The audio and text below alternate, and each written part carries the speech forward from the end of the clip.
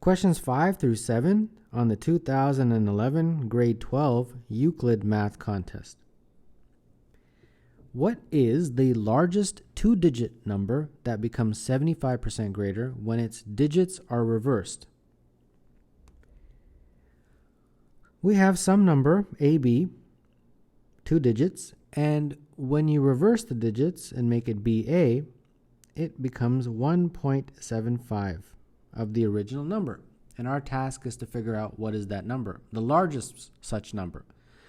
Well, AB, like if you have any number 27, it's really 20 plus 7, right? So it's really 10A plus B. And very similarly on the other side, that BA would be 10B plus 8, like that. Now let's multiply through 10A plus B, that doesn't change, but this side we get 17.5B and you get 1.758. Let's collect like terms. Let's see here. If you bring the A over, it becomes 8.25. A, and then the B would be make it 16.5B. And then this divides through perfectly, so we just get A is equal to 2B. Okay, great. So we got a very nice result to work with. Now let's make a table, and let's see what type of values we get for A, B, AB, and BA. So really what we're doing is A, B, and then AB, and then the number BA. So here we go. Let's start with the smallest possible integer, which is 1. And that would give me 1 for B, and then A would be 2. So my AB is 21, and my BA is 12. So basically what that means is that if you take BA, which is 12, and then you multiply it by 1.75, you will get 21, or you should get 21. And you do. So that's what they're looking at. Now they want you to find the largest such number. So I found 12, but we got to keep going because we got to find the largest one. Okay, when B is 2, A becomes 4, so this is 42, and this is 24. Okay, let's keep going. When B is 3, this becomes 6, this is 63, and this is 36. When B is 4, this is 8, this is 84, and this is 48. When B is 5, this is 10, but A can't be 10 because A is a digit from 1 through 9, 1 to 9, or even 0 to 9, right? But 10 is not a possible value for A, so that's it. After B equals 5, there's no more. So the largest BA is 48. And that's the answer to the question.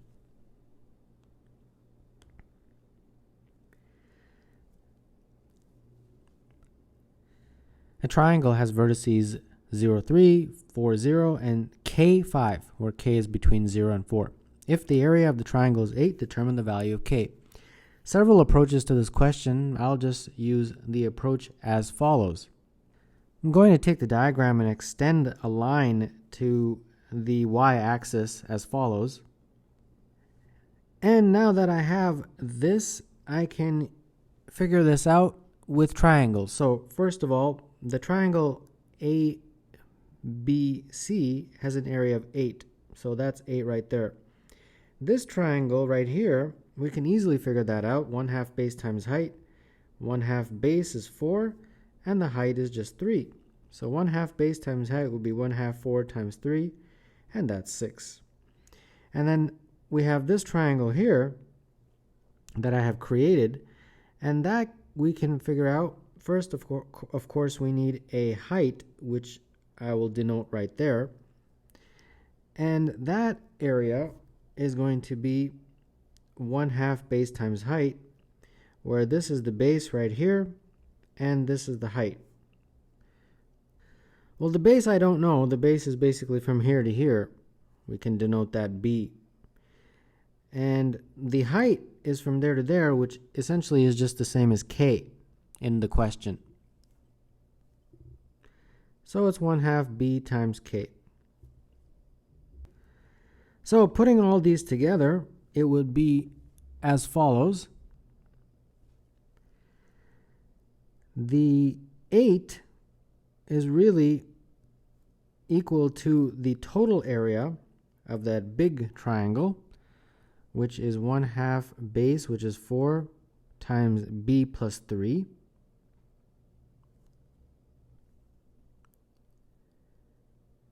And then from that, we're going to subtract that 8.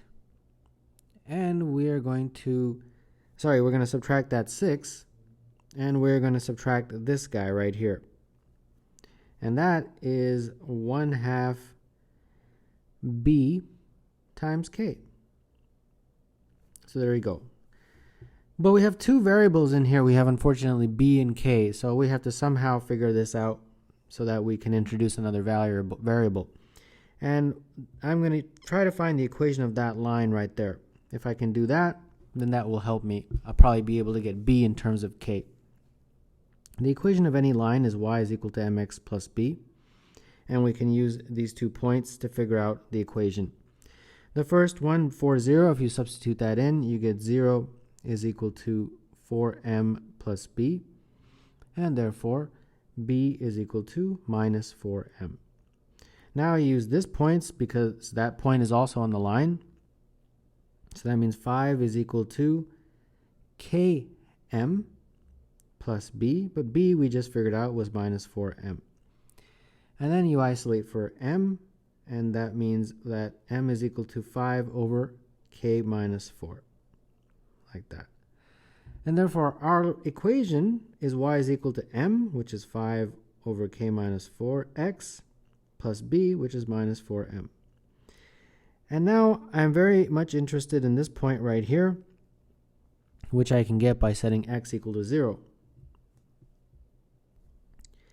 And before I do that, instead of having this m, which is kind of weird, let's put in what m actually is. It's 5 times k minus 4. Okay, so now let's figure out what is the y-intercept. You set x to 0, and when you do, you get y is equal to minus 20 over k minus 4. And you can always just invert or reverse it to give 20 over 4 minus k. So that means this point right here is 0, 20 over 4 minus k. And now we have everything we need to solve this guy right there. So I'll multiply through by 2 to get rid of those halves. So we got 16 is equal to 4. Now b is basically my base, b plus 3. My base I had called it from there to there, and then 3 is from there to there. So that whole distance from top to bottom is really just the y coordinate, which is 20 over 4 minus k. Like that. This is just minus 12, and then b is, again, just this distance from here to here. So it's that y coordinate, 20 over 4 minus k, minus 3. And then multiply by k. So this is the equation that we have to solve. All right, so let's see here. Bring the 12 over, and this gives me 28. And this will be 80 over 4 minus k. And this is going to be 20k over 4 minus k minus, or, sorry, those should have been negatives. Sorry about that. And then if you multiply this out, this is going to be minus 3k, so plus 3k like this. And then let's bring this over, 28 minus 3k like this. And then on this side, you have a common denominator, so it just becomes 80 minus 20k. And then we can bring the 4 minus k over here. And then if you multiply this all out, we get 112 minus 12k minus 28k plus 3k squared is equal to 80 minus 20k. 3k squared minus 20k plus 32 is equal to 0. And unfortunately, we got to use a quadratic, but that's not so bad.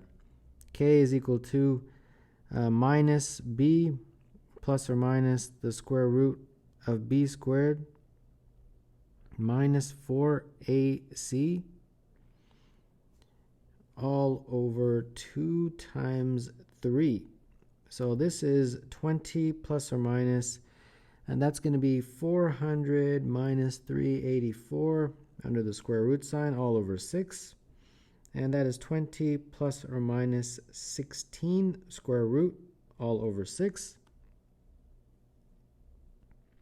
And that's 20 plus or minus 4 over 6. So that's going to be 16 over 6, which is 8 over 3. And the other one is 24 over 6, which is 4. So we got two values for k, interestingly. But I think there was some parameters for k, right? Yeah, k is between 0 and 4. It's less than 4. So therefore, the only value of k is 8 over 3, because k equals 4 is not within our range. 2 2/3 is the value for k.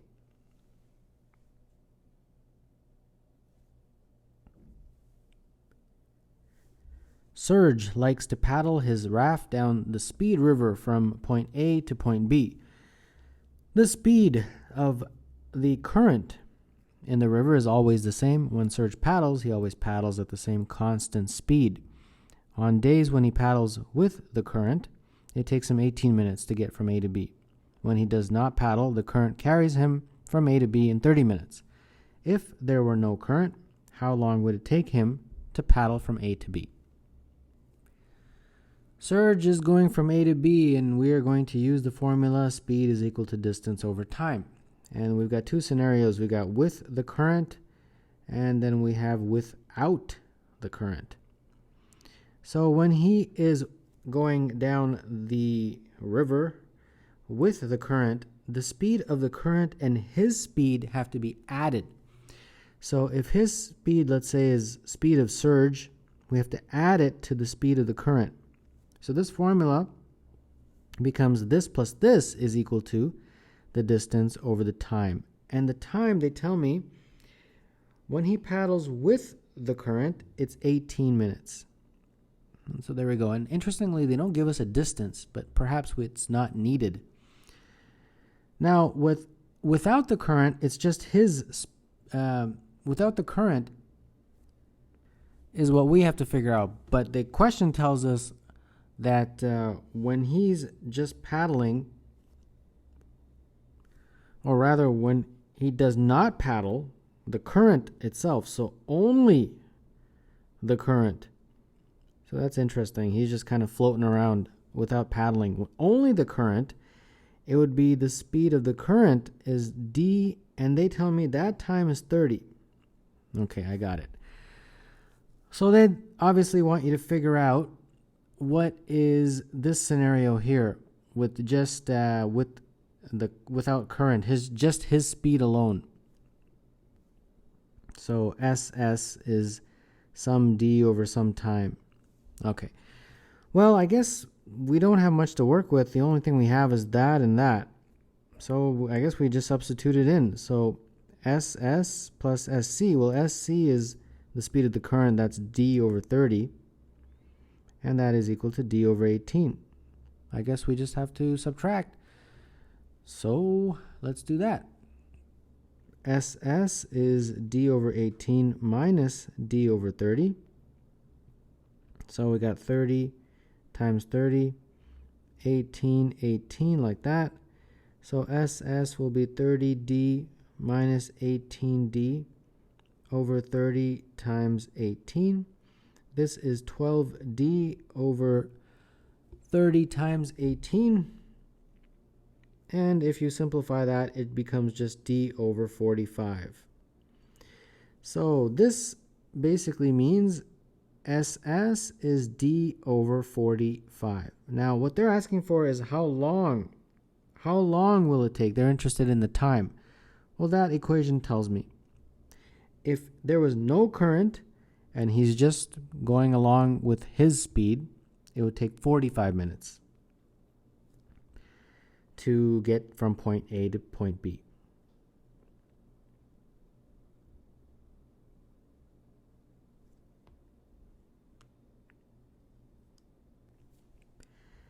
square OPQR has vertices 0, 0, 0, 8, 8, 8, and 8, 0. The parabola with the equation y is equal to a, x minus 2, x minus 6 intersects the square at points KLMN. Determine all values of a for which the area of trapezoid KLMN is 36. All right, so let's begin here. We got a few scenarios, right? The first is where obviously this is the square. And the first is the parabola. They tell me that this is the equation. So the x-coordinates, if this is the x-axis, are obviously 2 and 6. So this is 2, let's say, and this is 6. And this is 8 because of the coordinates. They tell me that's 8, 8, and this is 8 on the y-axis. All right, so we know it cuts through like that, but then it's cutting the square in 4 places, so it's probably going to be something like this.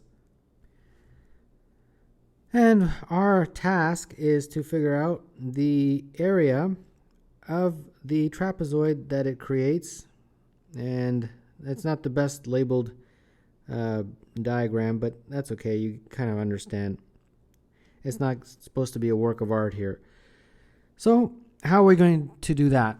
Well, the first thing, of course, is if you have a trapezoid, let's say if this is A and this is B and the height is H, the area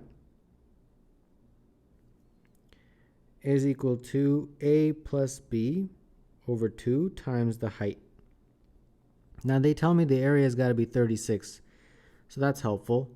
So we plug that in for 36. Now some of these we can figure out already. For example, the distance from here to here, well, it's from 2 to 6, so that's 4. So B's got to be 4. But A, that, I'm not sure. But we really don't need to calculate anything because it's just the width of the square, right? It's 8 because the square is an 8 by 8 square. So A is 8. And then the only thing we need to calculate is H. And this formula obviously will help us do that. So this is going to be 36 is equal to 12 divided by 6, 12 divided by 2, which is 6. So we have 36 is equal to 6H, and therefore H is equal to 6. So that means that this point right here is 6 on the y-axis. So it's basically 0, 6. So to figure out this A, I have to sub in this value into that parabola equation.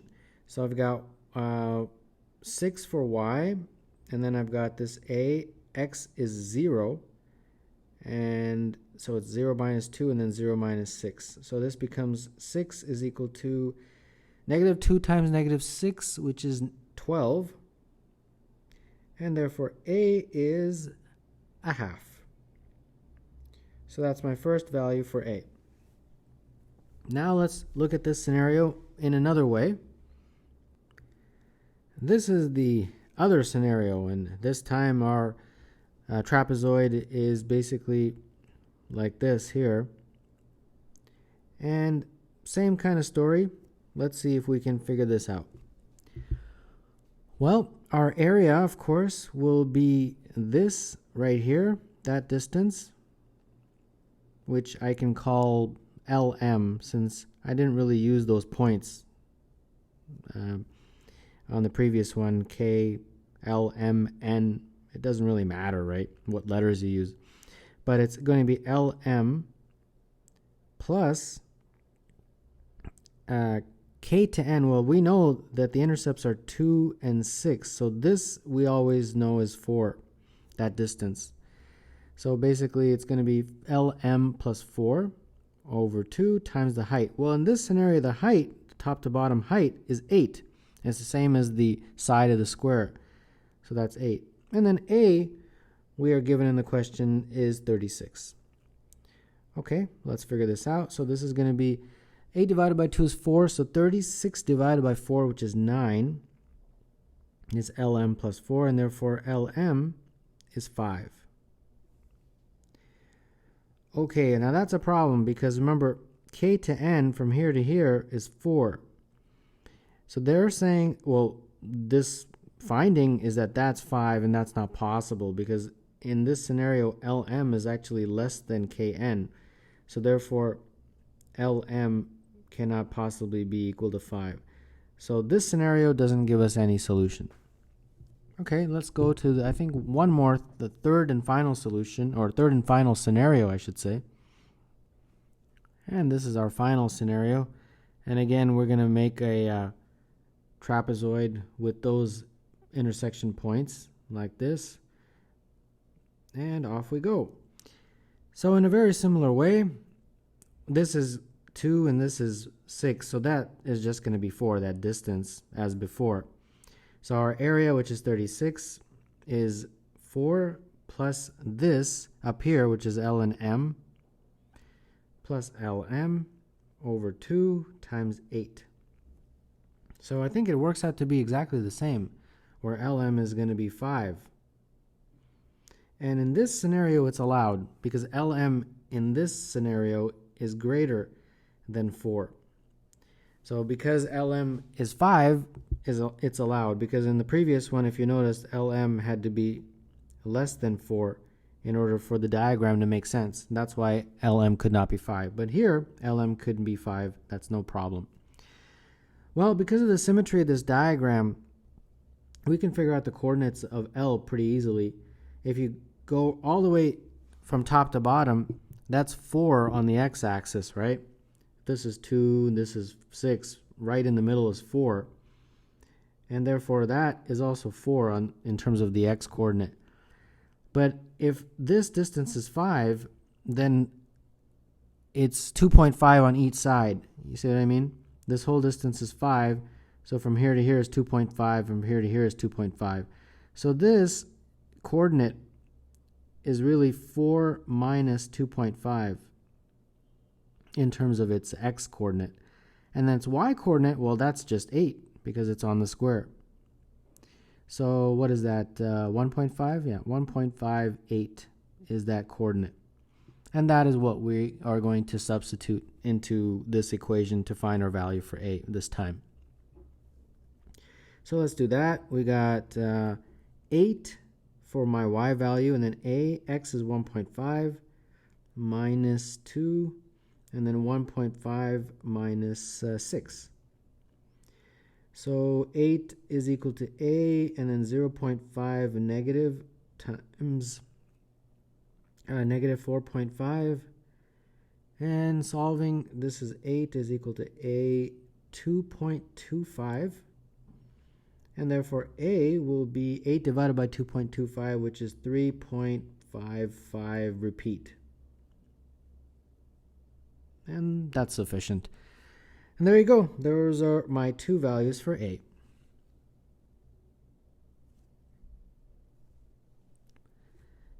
A 75-year-old person has a 50% chance of living at least another 10 years.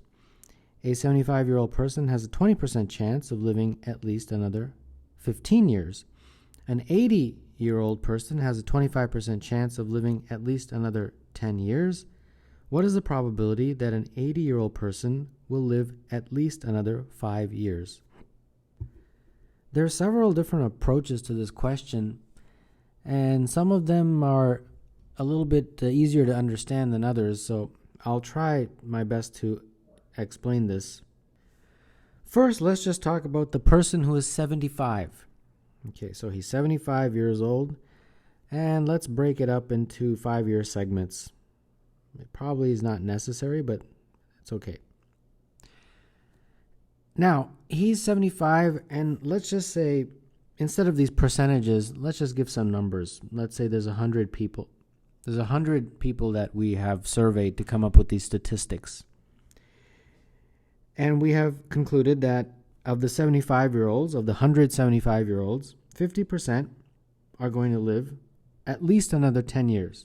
So 50% of them are going to be alive at age 85, which is 10 years from now. Started with 100 people, and 50% make it to the age of 85.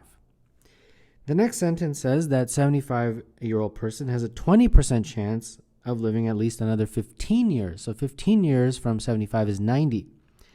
So 20% chance, so 20% of these 100 people, which is 20, will make it until 90. Okay, so that takes care of the 75-year-olds. Now let's talk about the 80-year-olds. The 80-year-olds, it says an 80-year-old person has a 25% chance of living at least another 10 years. So we're starting here with the 80-year-olds, and there's a 25% chance of living to 90.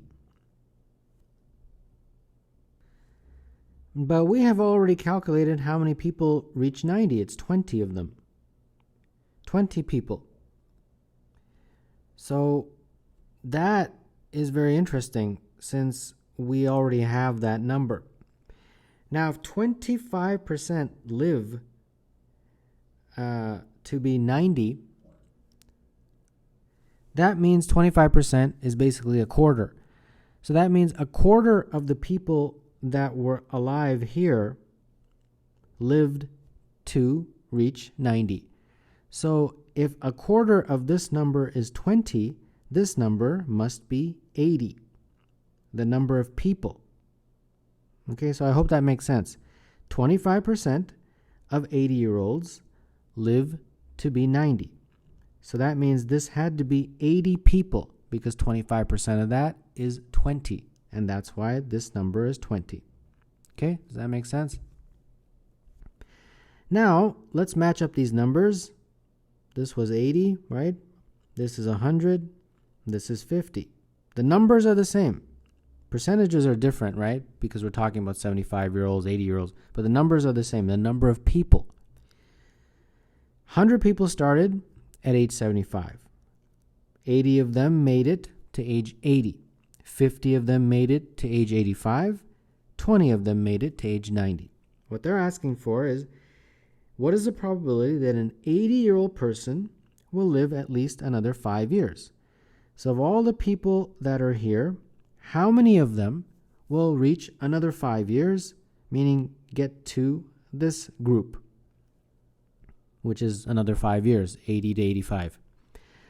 Well, it looks like from the 80, only 50 of them make it to 85. So 50 people divided by the 80 people that started at age 80, that is our probability. And that is, of course, you can write this as 5 over 8. I think that's perfectly fine. Or as a percentage, it would be 62.5.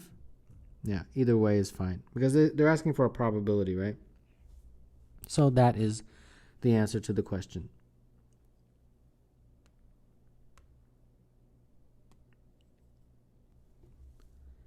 Determine all values of x for which 2 log x squared is equal to 3 times 2 to the power of 1 plus log x plus 16. Let's simplify things a little bit, make a substitution. Log of x to the base 10, I will just call a. And that will make things a little bit easier.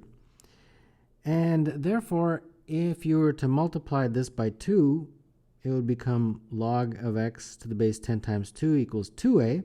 And then using log rules, you can just bring that 2 up into that position to make it x squared. That is perfectly allowable under the rules of log. Now let's do the substitution into that big whole formula. So making the substitutions, this becomes 2 to the power of 2a.